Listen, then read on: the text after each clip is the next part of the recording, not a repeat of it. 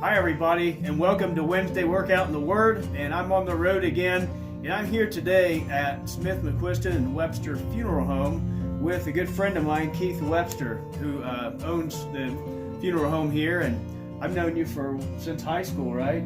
40-ish years. Yeah, you were a grade, maybe a grade or two ahead of me, I think. And I remember even back then that you were interested. That's where you got interested in becoming a funeral director, right?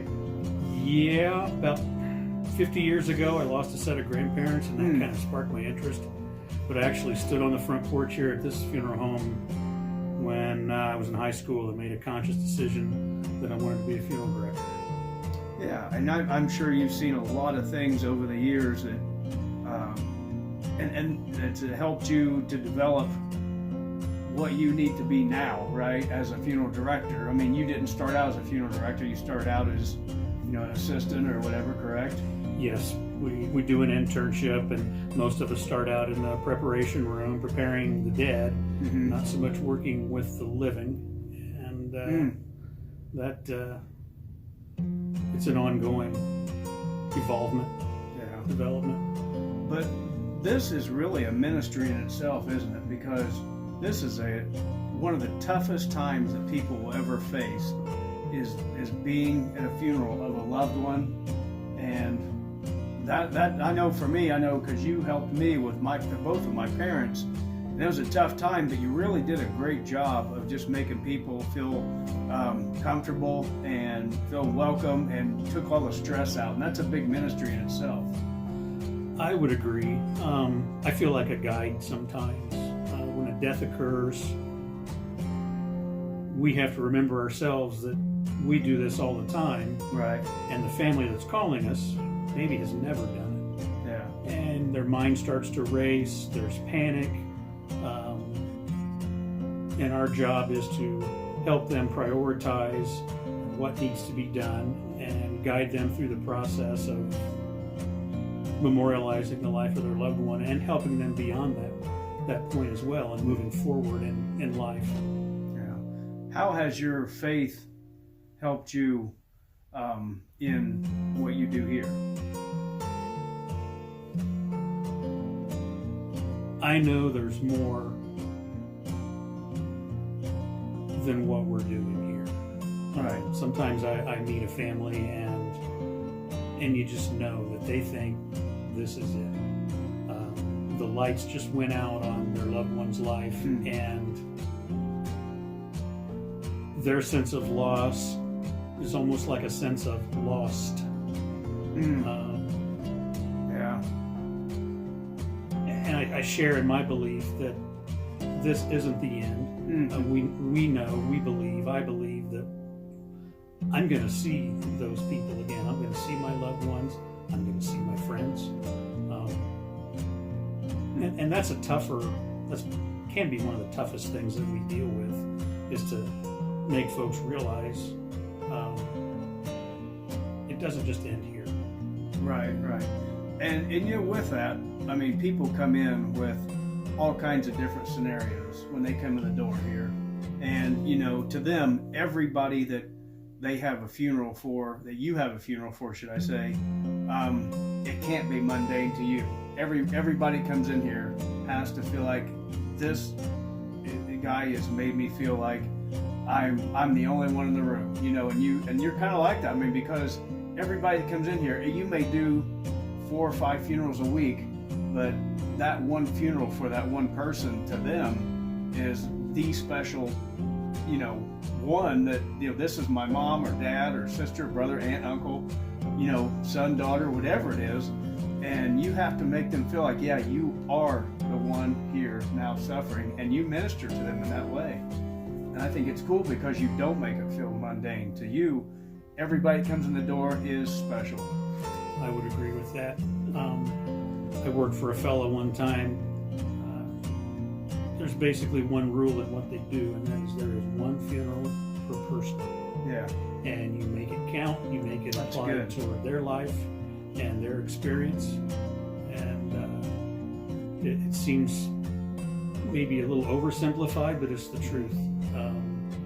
We get one chance to do this, and everybody deserves to have it done the way they want it done. Yeah, and there's everybody has to have a certain amount of respect, even if they've passed away.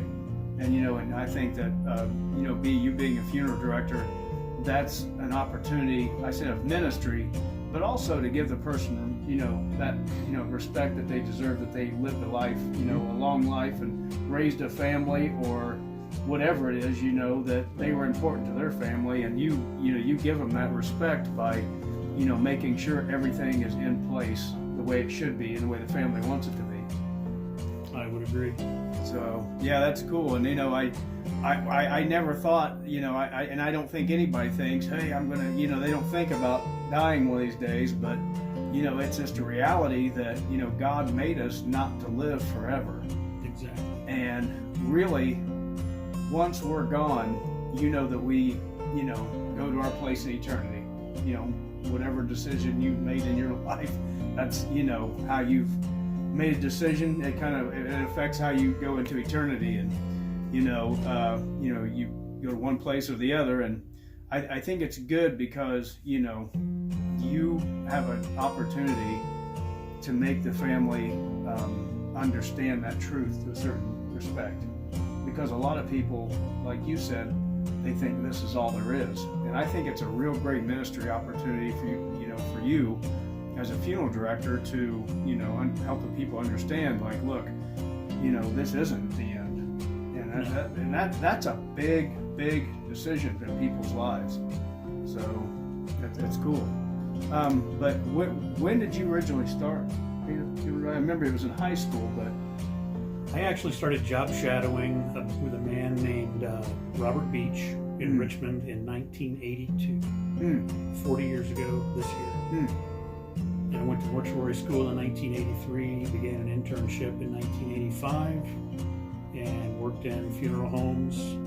Became an owner in 1996, and I've been here at Smith, McQuiston, and Webster since 2005. Okay. And I wanted to do this as I've been doing this program every week here lately, just kind of being on the go and talking to people who either have a business and they want to make a difference in people's lives, or they're making a difference in people's lives. And really, I don't think people always think about a funeral home being a place where people's lives are made better, but it really is, because you have the opportunity, like I said, to comfort that person in the hardest part of their life. And I think you do an excellent job, and it's awesome to see. I know you really helped, like I said, you helped our family out. Well, thank you. It's probably the worst time in a family's life when there is a loss. And sure. We don't make it easy per se, but if we can be of some comfort and assistance, we feel like that's what we're here for. And I think anybody sitting in my seat, in my occupation, would say the same thing.